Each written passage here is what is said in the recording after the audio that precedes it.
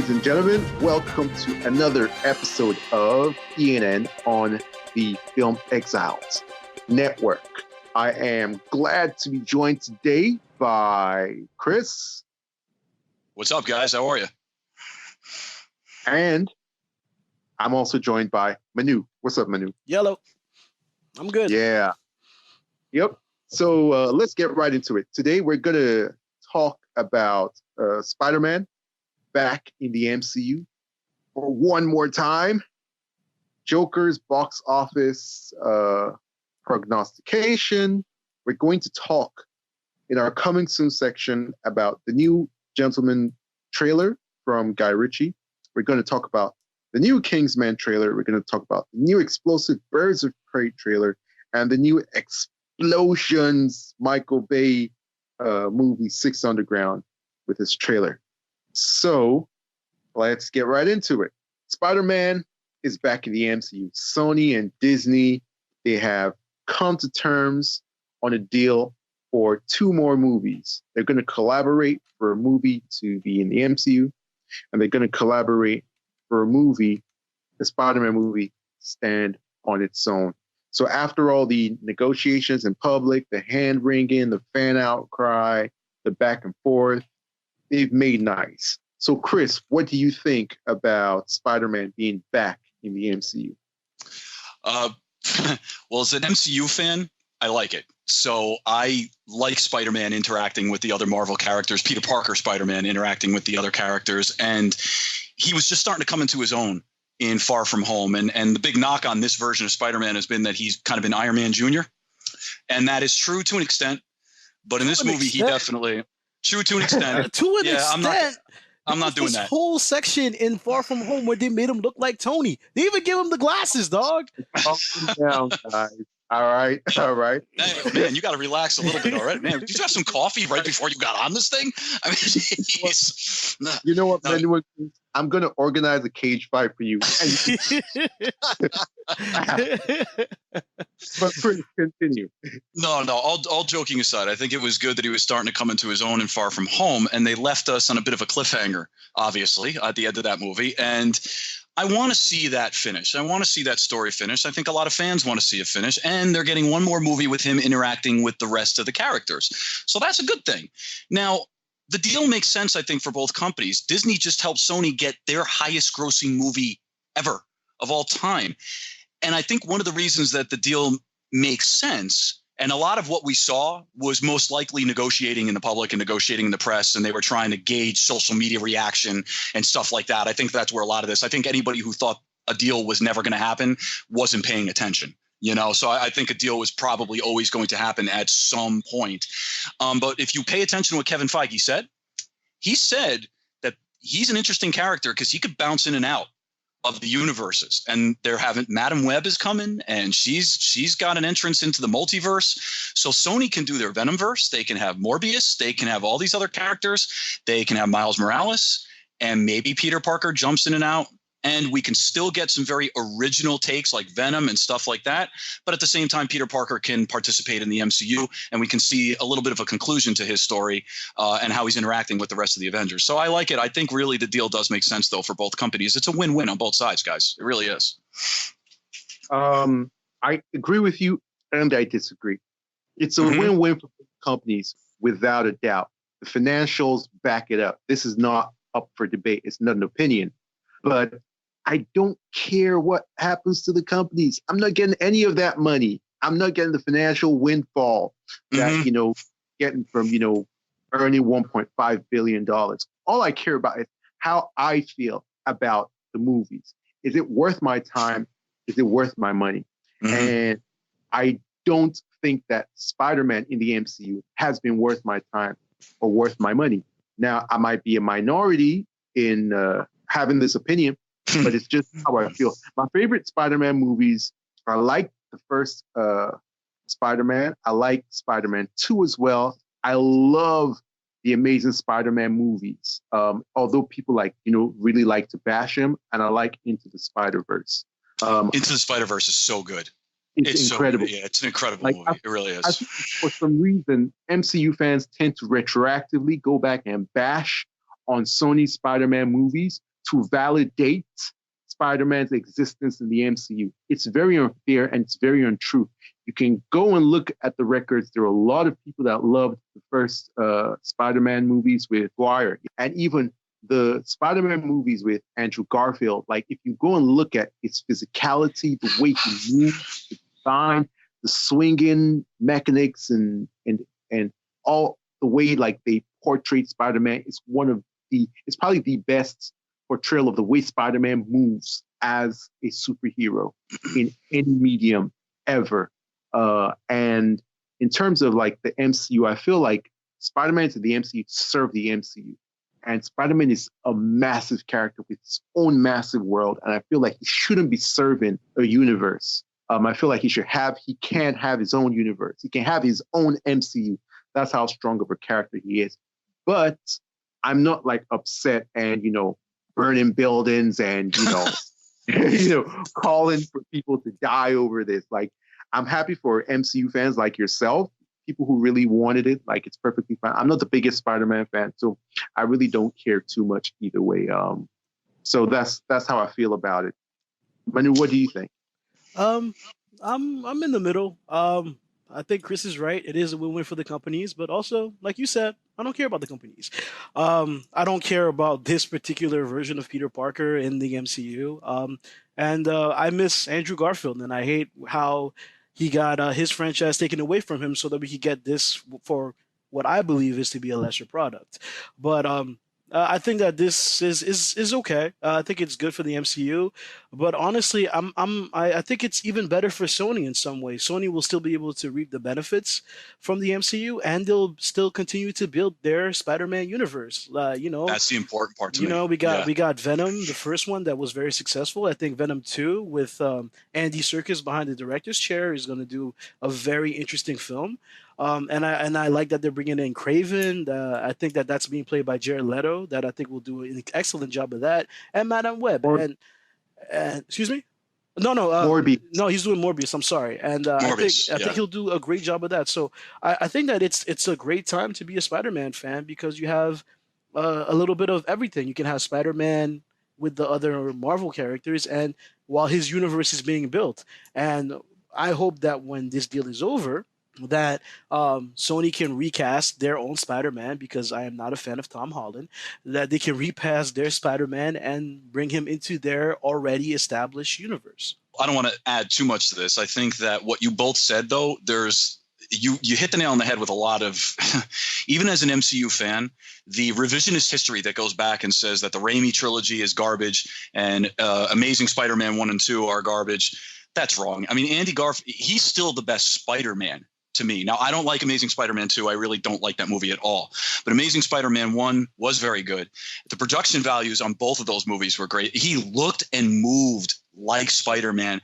And you're right. He does have a universe himself that he can pull from. He could probably support his own MCU. I want Peter Parker to continue in the MCU. I just do. But I really think that there's an opportunity here for Sony to go off on their own and do their own thing, even if Peter Parker were to continue for like another 6 or 7 movies in the MCU. What I'll add is I'm looking at Sony like they're in a very dangerous situation, because I'm not sure if they're ever going to fully be able to wrestle Spider-Man away from the MCU. They're hostages in a way. Whenever they feel like we need to take this character and we need to do whatever we need to do with our universe, blah, blah, blah, MCU fans are going to kick up a storm again. And whatever movie they put out, if they force it through and they don't cave in, it's going to be hated just because people want. And that's exactly why I knew that this deal was going to go through either way, because Sony are smart. They're not crazy. They know what's going on out there. They understand it, and and like you said, Spider-Man being in the MCU is better for them for now. But will they ever be able to get him out? That's a whole other set of issues. And I guess that a lot of that depends on how long the MCU continues, what their plans are. But hopefully, from the sounds of it, since this deal is just 1 and 1, maybe they are planning the exit, which I would hope is what's happening. But who knows with them, man? But I hear you, Lupe. Yeah. I hope he's not exiting. All right. So let's switch gears from Marvel to DC. Joker is coming out in a couple of days. It actually comes out this weekend. Some people would have already seen it by the time of this podcast dropping. It is the most dangerous movie in the history of cinema. All right. And so much controversy, so much online chatter, so much back and forth, so much has been said about the movie without people talking about the movie. All right. Talking about what's going on in the movie. And it's predicted to have a record-breaking opening weekend with anywhere from 75 million to plus 80 million on the domestic front and about 155 million worldwide. So I'll just start off by saying, look, this is a movie that I've been excited about since the day I heard it was coming together. Todd Phillips is a director that I have always respected. When he was doing just comedies, I thought he was probably the best comedy director, definitely a comedy auteur, someone who had his own style and really put a high level of craftsmanship into making comedies, his raunchy comedies.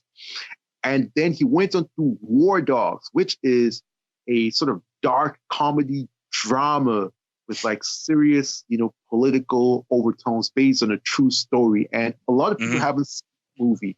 If you've seen that movie, it's a good flick. It really is. Plays like a Martin Scorsese movie. So it's not surprising to see him do Joker, which is an even more Martin Scorsese-like movie from what we're hearing, from what I've seen in trailers, and I have read the script. So the controversy that's surrounding this, I think we talked about this a little bit in the last podcast.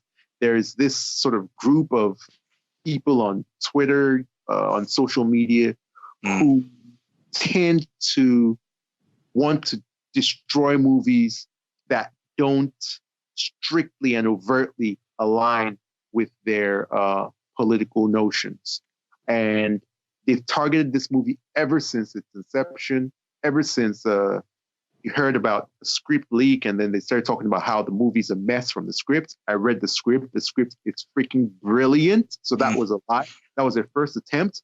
Then their second attempt was to start with the incel violence and fear mongering, and that picked up steam. And now it has transformed into them hating on Todd Phillips because he said something about how he pivoted from doing comedies because outrage culture made it sort of tedious to be creative.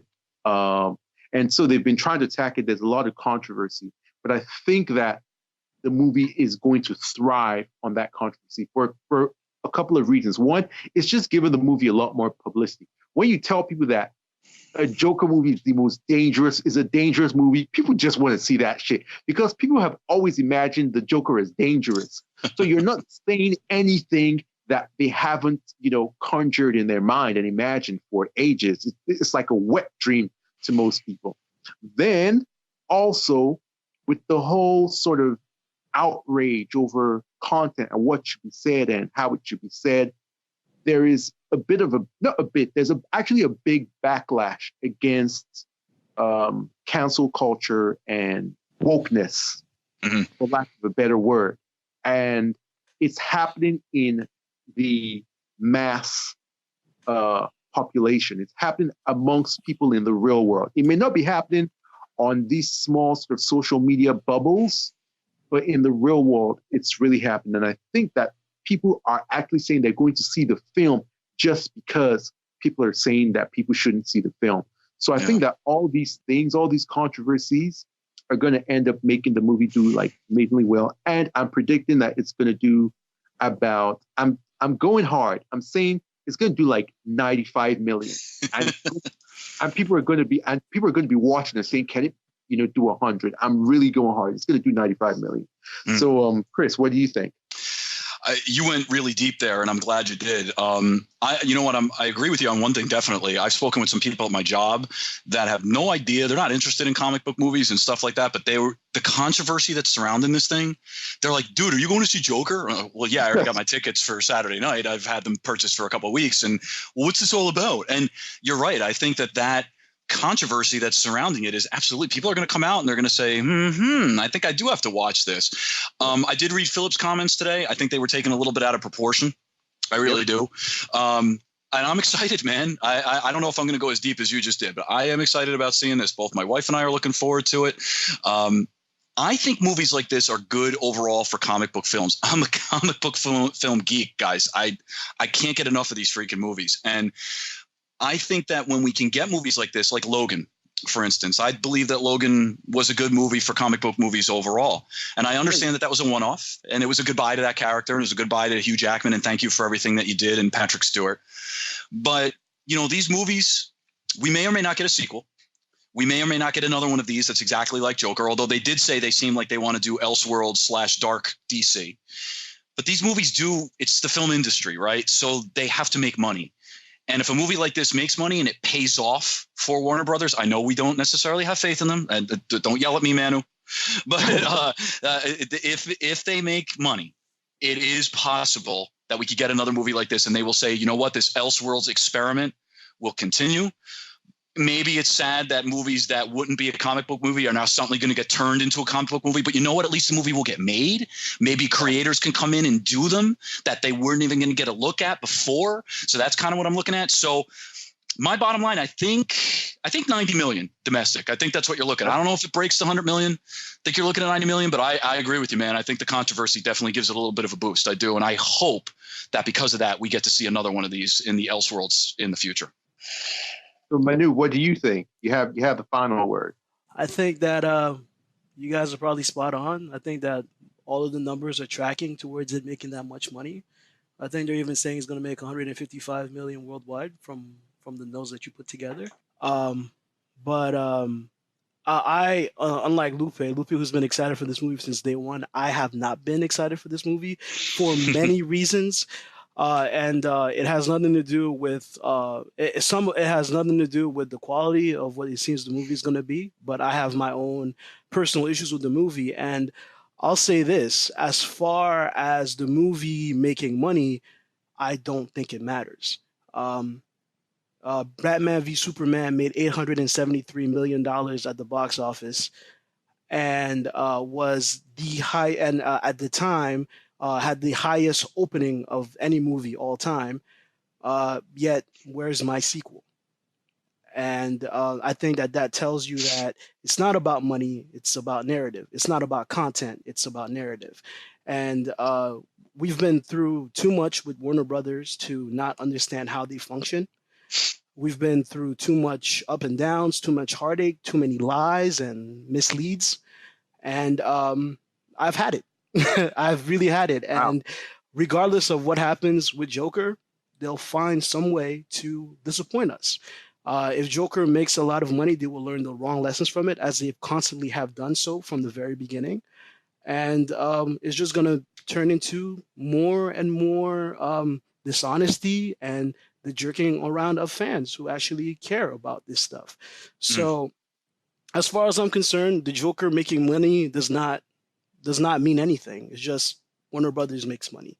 And at the end of the day, that means nothing to me. You know, I would love it if more movies like this could be made, but it's just not the way that it's trending.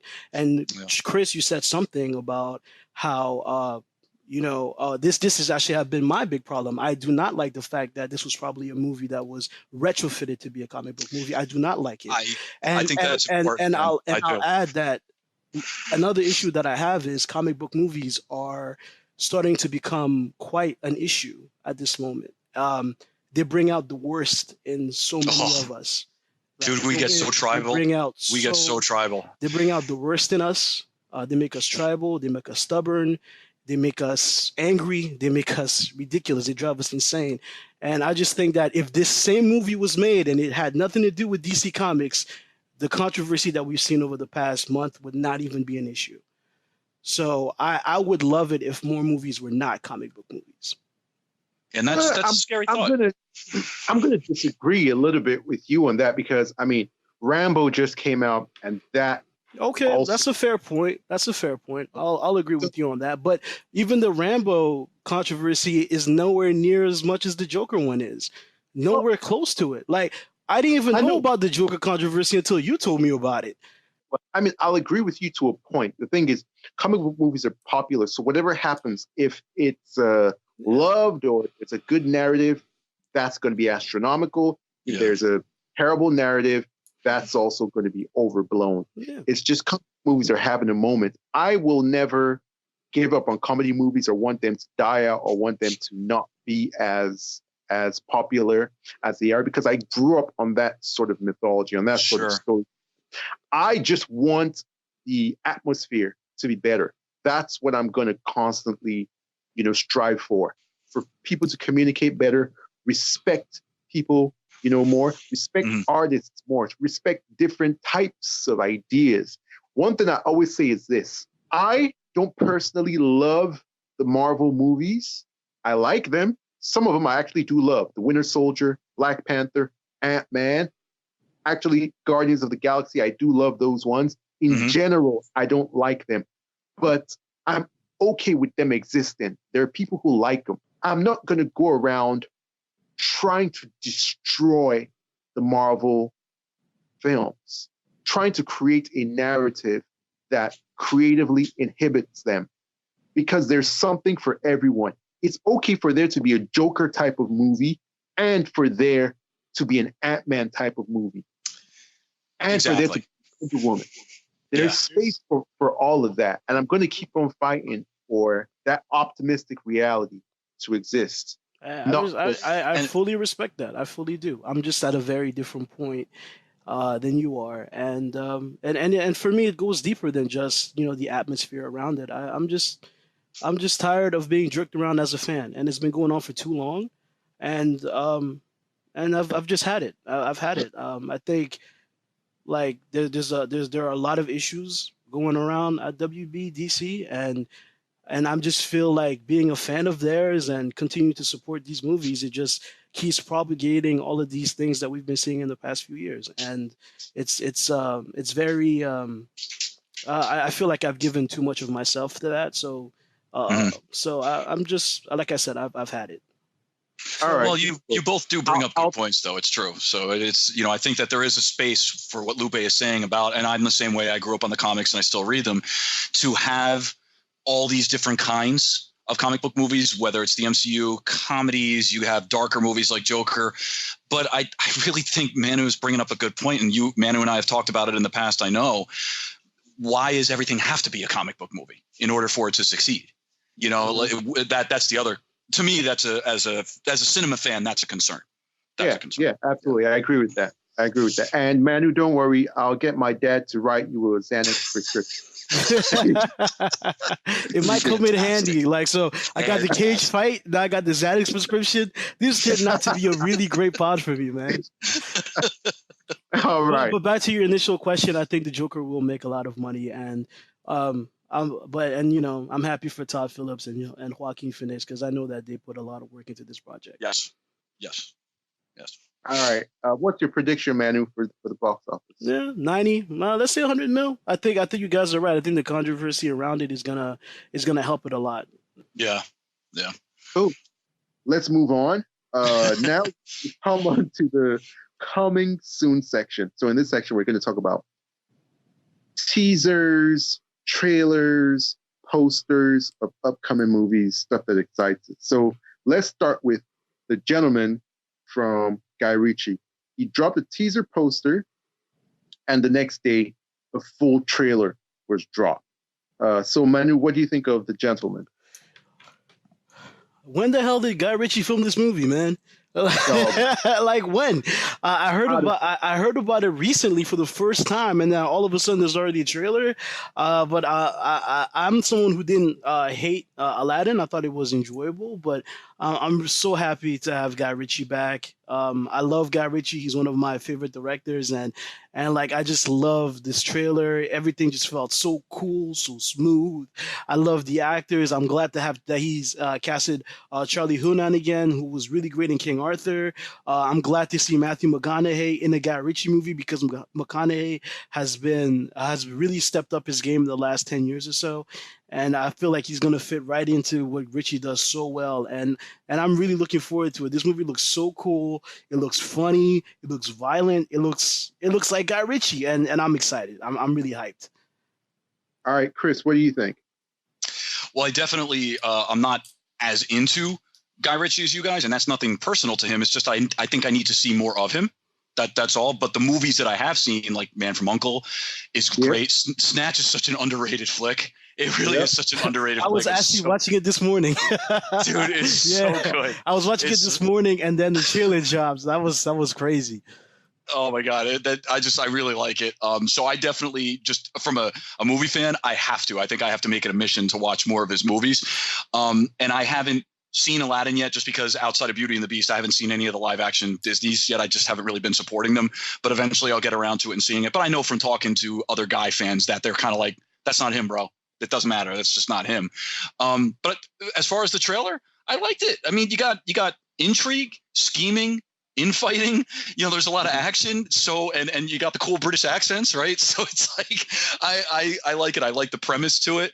Once I read the background to it and saw what he was trying to go for, hey man, it sold me on the movie. So as a guy that's not even like a huge Guy Ritchie fan, and again, that's nothing against him, I just need to see more.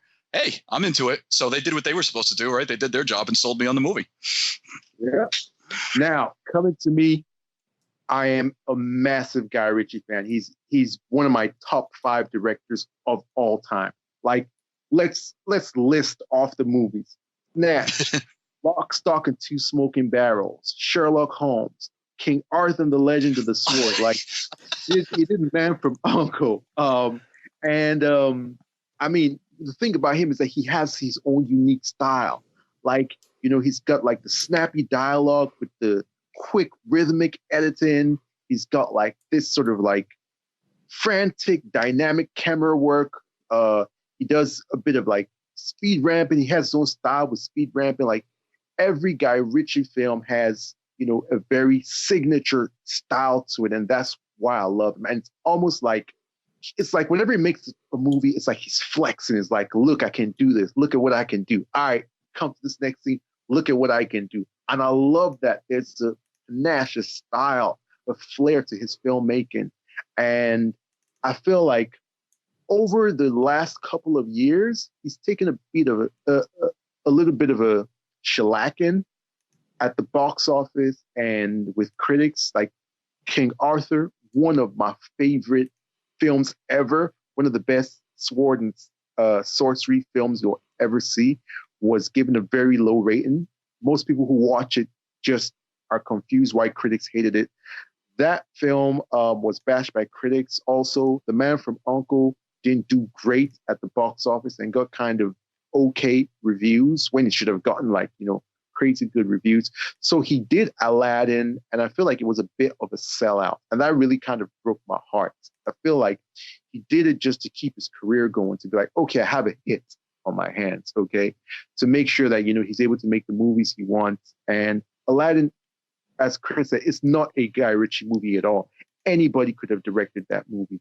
And it really kind of broke my heart. So I'm so happy to see him go back to his roots, British, gangster, Cockney accents, mayhem, betrayal, intrigue. There's a mystery, quirky, funny characters with like weird affectations, British style, British production, aesthetics. I mean, it looks fantastic. There's only one thing that I'll say, one thing, and some people might find it to be nitpicky, but as a Guy Ritchie fan who knows his style intimately, it looks the look of the trailer tells me that it was shot digitally. It has this kind of very slick look to it, very clean, sharp lines.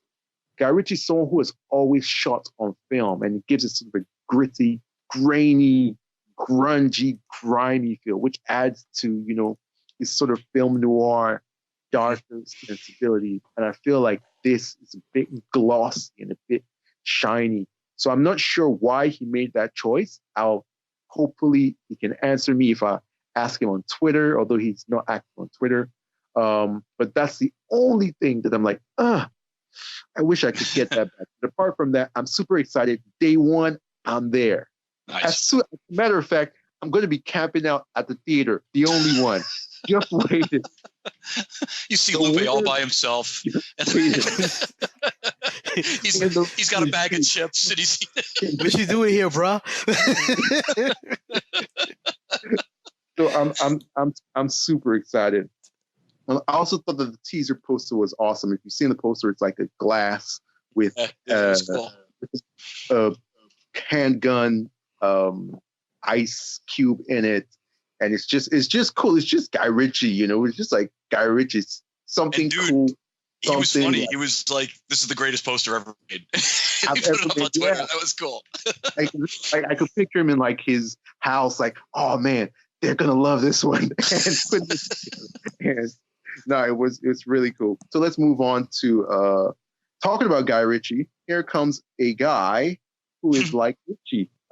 Matthew Vaughn dropped the new Kingsman trailer, and no offense to anybody, I find Matthew Vaughn to be like a more commercial Guy Ritchie, like a Guy Ritchie light. He does a lot of things that Guy Ritchie does, but he doesn't do them to the extreme, to the max. You can't exactly say he's copying Guy Ritchie, but in a way he kind of is. So what did you guys think of the Kingsman trailer, Chris? Well, you know, with Matthew Vaughn is nuts. He's insane. But you know, he made the fantastic First Class. So you always got to give him a lot. It's just such a good movie. It changed the superheroes. I'm kidding, Manu. Hey, man, when you see Matthew Vaughn, it's going to be slick. It's going to be fun. It's going to be fast paced. It's just not really going to survive a lot of investigation, right? I mean, that's pretty much what you're going to get with Matthew Vaughn. And that's what I saw in the trailer. It was more of the same. It was a lot of fun. There was a lot of action. Guys are getting shot.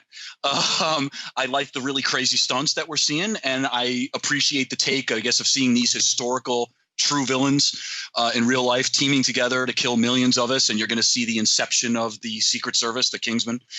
My only concern, I guess, is, you know, Golden Circle was a little inferior to Kingsman 1. In my opinion, and I think that if they're going to make a prequel, so if you're thinking about a prequel, that means they're thinking about a franchise. Do we have a franchise on our hands? Can they make me care about these characters? Now, sure, the first time I ever saw a trailer for Kingsman, I didn't know who Eggsy was. I agree. They sold me on a slick trailer. I watched it. I cared about Eggsy, and I do care about his character. I think he's a cool character. I didn't really care about these characters in this trailer. I was like, all right, I mean, the actors are cool, but I think they have a little bit of work to do to kind of sell me on this. Again, it's Matthew Vaughn. So I repeat what I said before. I think you know what you're going to get with this. And if you were into Matthew Vaughn, then maybe you're going to give this, or you're automatically going to give this a go. And you're going to say, you know what, I liked Kingsman 1 and 2, so I'm going to go for this. I'm still in between on this one, guys. I really am. I'm not 100% sure that this sold me on the movie. I don't want to make a snap judgment on something that I've only seen one trailer for. But can they really get me to care about these characters that exist before the Kingsman? Do I really want to see the inception of it? I don't know if I do. I really don't. So that's my take on it so far. All right, Manu, what do you think? I think the trailer was all right. I am a little down on Matthew Vaughn. I like the first Kingsman movie a lot. I liked Eggsy, and like you said, I think that they had a good cast together. I didn't like Kingsman 2 as much. And I don't know, this trailer didn't really give me anything new. I think Chris said a lot of the things that I felt that with Vaughn, you know what you're going to get. And again, in this trailer, it's exactly what you would expect. Again, nothing looks bad. It doesn't look horrible. It's not the worst thing I've ever seen. But there's really little here to get me excited about. And I still have a bad taste in my mouth from First Class. So all things said, a masterpiece. What? You debutante. Yeah, there's not much I'm excited for, but I don't think there's anything wrong with the trailer. I think it's good. Right. We have an echo chamber in here because the exact same as you guys. I really liked the first Kingman. The second one was not as good, I really liked Julianne Moore in it as a evil, world conquering, megalomaniacal, villainess. But apart from that, I thought it was just more of the same, but not as good. And this one looks like more of the same, but not as good. And I just, I just really don't care too much. If a trailer is supposed to make you more excited for something, this didn't make me less excited, but it didn't make me more excited either. I feel Matthew Vaughn is a competent director.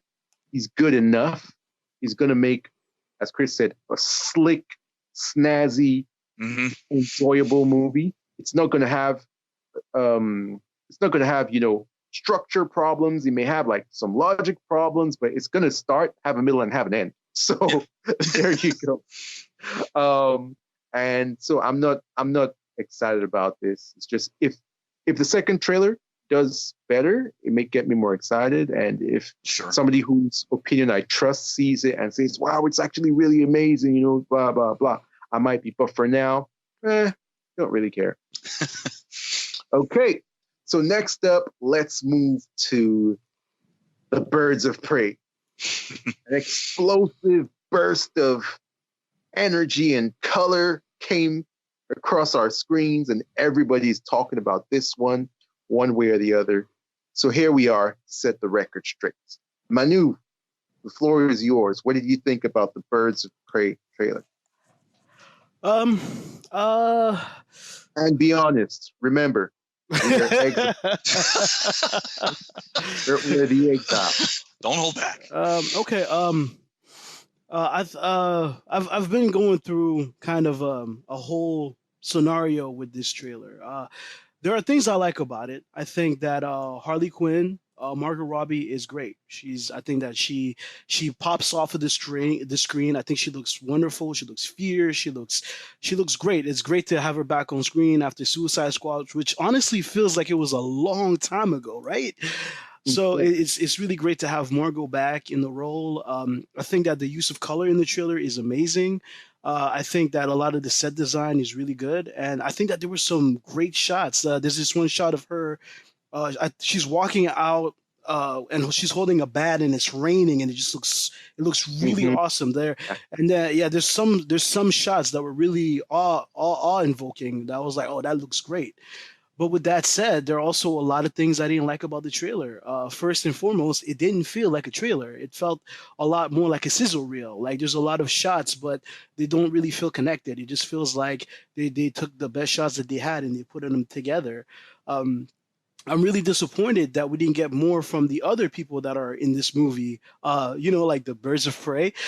We got very little Black Canary and even less of Huntress.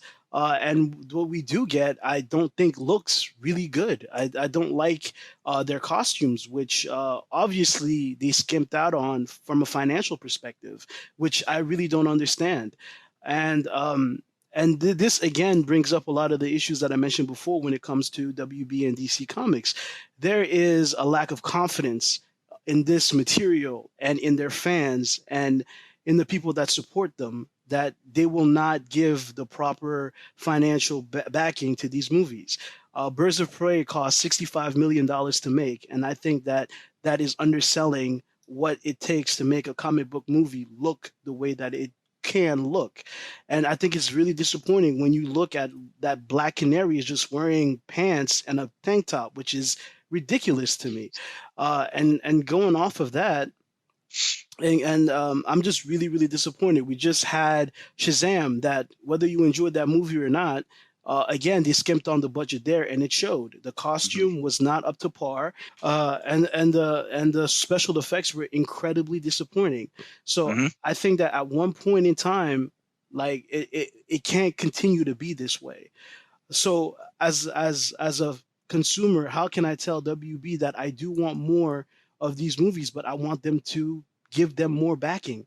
I want them to put money into these movies, because if you support Birds of Prey and it ends up making a whole lot of money, they'll just continue to make these movies on a low budget. And I think that these characters deserve more. I think that the actors that take these roles deserve more. And And I just think that it's really a mixed bag, this trailer, and it brings up a lot of the baggage that I have with this company and how they treat these properties. Okay. You said something. No, I have to follow that up. All right. You know what? Personally, I feel the opposite from you. I actually came into this teaser or this trailer or this sizzle reel, as you call it, with a bit of pessimism, a bit of tempered expectations, expecting it to not be the best for valid reasons. I think I've seen Kathy Ann's previous work. I didn't think that her style or what she had done would translate well to the cinematic comic book language. Also, from what I'd seen of posters, the way all the other characters look, even including Harley, I didn't really like what they did with the costumes, as you said. But I actually love the trailer. I love the use of colors, the lighting. I love the fact that it has this gritty, grungy, grimy, grainy feel to it. It's definitely shot on film. Basically, they replicated the Suicide Squad aesthetic. If you like the way Suicide Squad looked, and I love the way Suicide Squad looks, it's one of the most unique looks for any comic book movie. You tend to get comic book movies that could be like very colorful, like Guardians of the Galaxy Volume 2. You tend to get comic book movies that can be quite dark and somber, kind of like Batman v Superman or The Dark Knight. What David Ayer was able to do was combine those, the neon colors or something super colorful with the super dark, film noir aesthetic of something like Batman v Superman to make something unique that had never been done before in the genre. And this Birds of Prey is carrying that on, and it looks drop dead gorgeous. I love the pacing of the trailer, even though it was a sizzle reel. It really felt akin to the first Suicide Squad trailer that starts with this little sort of angelic, almost lullaby tune, and then amps up into something more explosive. And I liked a lot of the shots, as you said. It really got me excited. I really liked the tone of it, but I didn't like the way they portrayed the other characters. It's really strange to me because all of these are quite iconic characters, and my assumption is that's the reason why they were chosen. They didn't pick nobodies. Black Mask is a well-known character, a well-liked character, someone who his trademark is his iconic look, the black mask, the threatening, menacing look to him. And we just have Ewan McGregor just smiling and, hamming it up and looking like a jolly good guy who's right. Just pissed. What's explained to me, you have a character as iconic as Black Canary. Black Canary is so iconic, she should have her own movie. She shouldn't be anyone's sidekick. And you take her and you just put her in a tank top and bell bottoms and platforms. Like, she has an iconic look for a reason that has lasted for decades for a reason, because it looks amazing. So why are you toning it down and making it mundane? Now, I can understand changing Huntress and giving her, more tactical gear, because her comic book costume is really out there. And I personally don't think it would translate really well to the silver screen. But they even, dumbed down Cassandra Cain. Like, she's like this little, like, mute assassin, who wears this sort of ninja, attire in the comics. And here she's just like a little kid from the neighborhood. It's so weird for them to do this to iconic characters. There's nothing wrong in changing the looks of characters. I actually love it when people do something different with a character. But if you're going to do something different, either make it better, like Snyder did with a lot of the DC heroes, or make it at least the same, which James Wan did in Aquaman. You know, don't dumb it down. And so those are the two sort of contradictions. That's a contradiction that's playing on my mind. I really love the trailer, and in all sincerity, it got me more hyped for the movie. But I still don't like the way that they're treating a lot of these characters. All in all, I'm more excited for it than I was before I saw the trailer. So, Chris, what do you think? You went deep, and you raised good points. You really did. I'm torn on the trailer as a comic book fan. Sometimes as a comic book purist, I feel the same way about it. And I'm an MCU fan, but I bash the MCU when they do that as well. I don't like it when they do that either. But look, you know what? The trailer, if we're just going to talk about the trailer itself, it was quirky, it was gritty, it was fun. Harley Quinn is she's like the new Godfather, you know.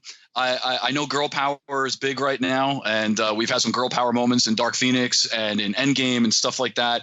And Harley Quinn with Margot Robbie is the breakout character and star, right? So they want to push her front and center, and they want to make me excited for this movie, and they want to make me want to see it. And I did. They succeeded here. It looks like a comic book movie that I want to see. There were some shots that I really loved. Some of the stuff with Black Mask, who's not wearing a mask, but still, Evan McGregor is so great. So some of the shots with him, the scene where she's kind of dancing, but it looks like she might possibly be hallucinating, and there's like black masks behind her, and they're dancing there. And some of the action shots in the cars and things like that, they look great. So yeah, I'm more excited about the movie. But my concerns, especially as a comic fan, Harley's not Birds of Prey, man. So this trailer is like the fantabulous emancipation of Harley Quinn, and then we're going to have Birds of Prey in the background. They nailed it. Oh, I'm sorry. Go ahead. No, I said you nailed it. They overloaded the focus on Harley, and I don't want the trailer to reveal the whole story. Don't get me wrong. I don't want that. But we're getting no sneak peek into the story at all. The other characters look so weak. It's 90% Harley, 10% everybody else. They're window dressing. That's all they are. And they're pushing, in my opinion, Harley forward at the expense of these other great characters. You guys know the DC universe. You know how awesome it is. And they're pushing these characters forward at pushing them into the background, and it's not right. So to me, the second point I would make is I think it piggybacks a little bit on what Manu had said. While I do agree with you, Lupe, that I am a little more excited about this now, and I love some of the shots and everything, and I want to see Harley moving forward and getting out of Joker's shadow and all that kind of stuff. I think this is an example of Warner Brothers with their usual knee-jerk reaction stuff. They have some of the greatest IP and comic fandom in history. They just don't know what to do. They continue to throw things against the wall and see if it's going to stick. I'm not saying that they have to follow a cinematic universe all the time, that, we have to have a complete storyline from, Iron Man all the way through Endgame. I'm not saying they have to emulate that. They do not have to replicate that if they don't want to. But they seem so confused, and they're stringing the fans along in the process. You want to see these movies. You want to see these characters, like Manu said. But if they fail at what they're doing, let's say they continue to do this stuff, and we as fans are like, oh my God, and we roll our collective eyes and say, Jesus Christ, and we continue to go to the theaters and we still we're enabling them, right? That's what we're doing. Yeah. We're enabling them. Yeah. So I'm in a tough spot, man. I really am. As a comic fan, man, it definitely made me more excited. I want to see this, but I have serious concerns, and I know it's one trailer and I shouldn't overreact, but why is it Harley Quinn and the little girls? I don't understand. I don't get it. That's it. All right. We'll see how things go. I'm sure there'll be a second trailer, come anytime soon, and we'll see if Manu can be converted from his from his quite pessimistic. I'm gonna be honest. It's gonna take a lot more than just another trailer. It's gonna take a lot more from because it's not just Birds of Prey. It's not just this movie. It's not just this movie. They have to do better. They have to. I've had enough. Right. They have to do better. Yeah. Okay. All right. Now let's go on to away from studio films, and we're going to a Netflix movie. Michael Bay dropped the trailer for his new hotness, 6 Underground, and it blew up itself. I'll start. Six Underground. I liked it. But I have two issues with Netflix. Okay, and I'm gonna keep on talking about this until Netflix does something about it. One, Netflix is too restrictive on letting their creatives have a choice in how to shoot and color grade their movies. Most things on Netflix are done digitally. So they shoot on digital cameras. They don't shoot on photochemical film. Only Netflix original to be shot on film is Martin Scorsese's The Irishman. And that's only 70% on film and 30% on digital. And when you look at that, like we've seen the trailer, you could tell how rich it is. You can see the film grain. The blacks are inky. The bright colors are really bright and saturated. And it just has this artistic quality to it. Now, I'm not saying that every single Netflix original must be shot on film, but there needs to be latitude so that they're not all looking the same. If you look at HBO, you have a wide gamut. You have something like Westworld, which is shot on film. You have something like Game of Thrones, which was shot on digital and looks great for digital, by the way. You have something like Succession, which is shot on film. You have something like Barry, which is shot on digital. Same thing with Amazon, ditto for Hulu. But Netflix, for some reason, restricts their creators to shoot on digital cameras. And so for the first time, I saw Michael Bay shoot digitally, and I could just tell visually that although it still has a lot of the elements of his auteur blockbuster filmmaking, you got like Dutch camera angles, you got these certain Canon shots, you got, this slow motion, you got neon lights, you have these practical explosions. It has all that. You can tell it's a Michael Bay movie. But that simple element of it being shot on film, it just looks super glossy, looks like a lot of other stuff I've seen on Netflix. And so Bay's too good a director to put out something that looks like a Netflix, movie, to have his own. Like Scorsese's Irishman has the Scorsese bloodline in it. Same thing should be for Michael Bay. And we're going to see the same thing for Zack Snyder, who always shoots on film, but he's shooting on digital for the first time because he's on Netflix. So that's my first gripe with them. And I would like for that to stop. I'd like for them to relax and give more creative freedom to their creators. The next thing is that this trailer is coming just about 8 or 9 weeks before the film comes out. And that's nuts to me. They have a problem with marketing their stuff. If this was a studio movie, would have had a trailer at least half a year earlier. The buzz would have been on. People would have been thinking about this movie. It would have been in the public consciousness, would have had, like a teaser poster, that sort of thing. And now they're trying to drum up publicity for this movie just a couple weeks before its release. And I really wouldn't want to see a Michael Bay movie not do the amazing numbers that it deserves to do just because Netflix keeps on dropping the ball with marketing.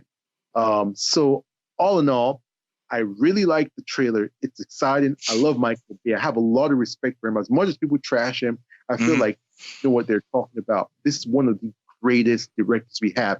He doesn't do prestige movies. That's not his thing. But when you talk about blockbusters, this is a guy that made a style all his own. Don't forget he did Bad Boys. Don't forget he did Rock. Don't forget he did like Pearl Harbor, which was mixed but was still good.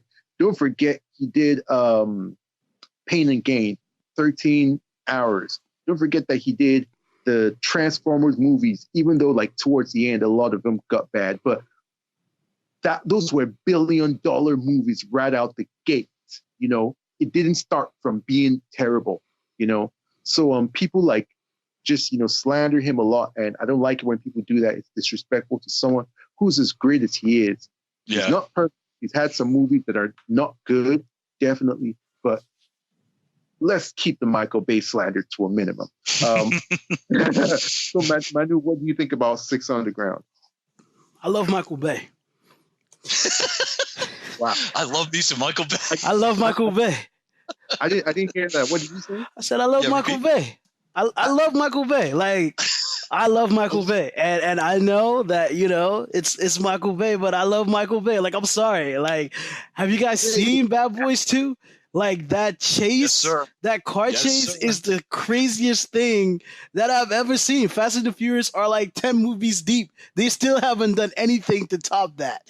I'm just saying, I love Michael Bay, and I love what he did with the Transformers, and I love this trailer. I love how slick it looks, how cool it looks. Ryan Reynolds has never looked so cool. Like, there's just something about the way that he shoots, the way that he portrays these characters that just make them look so awesome. Like, this is a man that made Shia LaBeouf look heroic. Like, I was watching those Transformers movies and thought, wow, little Shia LaBeouf is out here running with Megatron, and I believed it. Like, he's capable of that. I think that says something about his qualities as a director. And like, so you got this movie, you got people running up and down buildings, you got like this big ass magnet that's just like drawing everyone and everything. Like, it looks amazing, it looks crazy, and I just can't wait to see more. I'm really excited about this project. But I do agree with everything that you said, Lupe. Like, I only know about Six Underground because you told me about it. You know what I mean? Like, were it not for you, I wouldn't have heard about this movie till today. Like that. So I completely agree about everything that you're saying, and I really wish that they would step it up. But from the trailer that we got today, I'm very excited. I'm very pleased. I'm happy, and it looks fantastic. It's a fantastic trailer for sure. Chris, what do you think? I'm going to go 2 points. I'm going to talk about the trailer and then real quick about Netflix. I'm going to steal a term from Manu. It's Bayhem. Bayhem, baby. Bayhem. Bayhem. Bayhem is back. You know exactly what you're getting in a Michael Bay movie, man. It's going to be fun. There's going to be racial stereotypes. There's going to be hot women. There's going to be explosions. There's going to be cool fighting. There's going to be Americana, a bunch of American flags and down home. And there's going to be car chases. You're getting it all here. What's up? But I forgot to add, Michael Bay is shooting Isa Gonzalez. I just want that out there in the universe. Michael Bay is shooting Isa Gonzalez. Like, that's like getting a cake. That's like getting a cake and then like another cake inside that cake. Like, that's just craziness, man. That's gluttony. It's gluttony is what it is. It's you're getting all of it here, and that's what I see. What I say, like, sometimes, you know, we overanalyze movies and stuff like this. It just looks cool. It looks entertaining. The physics are never going to hold up to any scrutiny. That's not going to happen. Who the fuck cares? This movie just looks like it's going to be awesome. And that's what Michael Bay has done. The Rock is great. It is great. The quips hit you every 5 seconds, and they're just having fun. They're blowing shit up, and Nicolas Cage is being a nerd. And you got what's his name? Sean Connery he's not really James Bond, but he kind of is James Bond, you know, and stuff like that. And it's just he did a great job with that flick. And again, and every now and then he hits you in the feels, right? Because you got the girlfriend, and she's like, "Oh my God, my boyfriend's gonna get blown up on the island." Michael Bay does all of that. And you're right. People trash him and they're like, oh, well, because I like Christopher Nolan in it. So do I. I love Christopher Nolan well.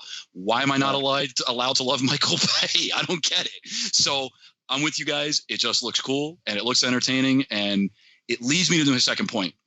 I love the fact that Netflix is doing stuff like this. I think it's great. There is a positive and negative, however, to the Netflix streaming binge, and that's coming and that we're experiencing right now, and now Hulu's getting into it and everything like that. The positive is we are getting more original content from some truly fantastic creators featuring some wonderful performers. But the negative is, to me, they're shooting this for a small screen as opposed to that big cinematic experience. So I'm supposed to watch it on my HD TV, which is great, and I can see it in my home, and I can watch it with my wife and my family and stuff.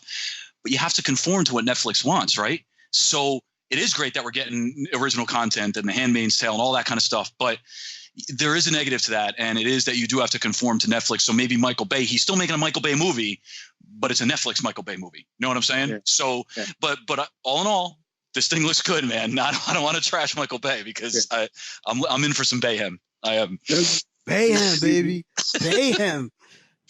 You bring a good point, and one thing that we need to remember is that after the Transformers movies and a lot of like entertainment journalists and bloggers had like a good time trashing him and just disrespecting him so much, they dragged his name through the mud so much that I think he might have found it a little bit hard to get studio backing to do something original. Sure. And Netflix were the ones that were like, look, we're going to put up the money. We're going to take the risk, because don't forget that they did the same thing for Martin Scorsese. Martin Scorsese couldn't find, funding for The Irishman, So as much as I might trash some of the things that they do, and I'm not happy that, they force their creators to shoot on digital, and then the marketing, they don't go too deep into the budget, that sort of thing. You cannot hate on the fact that they're letting original content be made, and they're taking these kind of big financial risks on these kind of risky filmmakers. Like, you can't say a bad thing against that. If I had to choose between those things that I brought up and having these films, I'm choosing these films every freaking. That's fact. Yep. So, Bayhem. to wrap Bayhem. this up, let me ask you all, final question of the day. Of the 4 trailers we talked about, The Gentleman, The Kingsman, Birds of Prey, and Six Underground, which one takes the cake for you? Which one are you most excited for? Wow, that's a tough question. That is tough. This is like Isaac Gonzalez being shot by Michael Bay. It's like that cake inside a cake. I'm not sure. It's definitely between Six Underground and The Gentleman. I think both of those trailers are amazing. I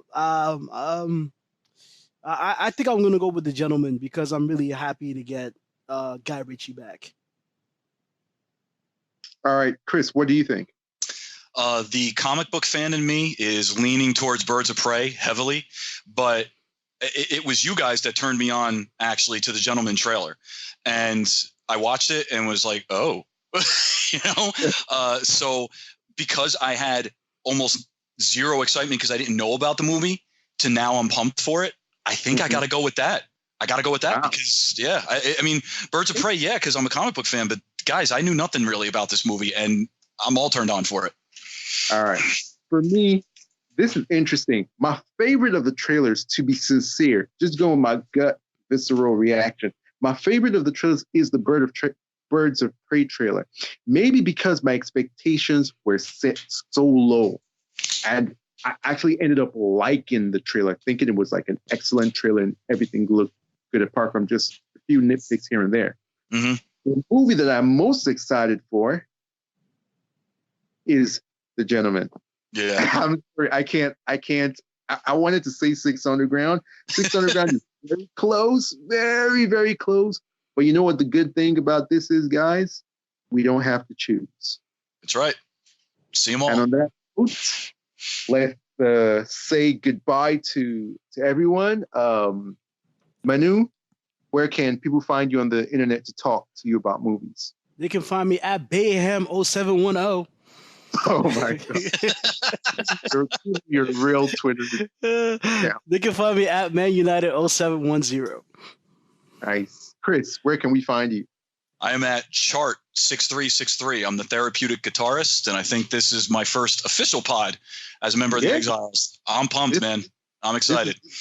We love having you on, and you're definitely you're a regular already. All right. So I am Lupe. You can find me on Twitter at LiveLoveLupe. Thanks for joining us for this episode of ENN. And until next time, stay exiled, guys. Stay exiled. Bayhem.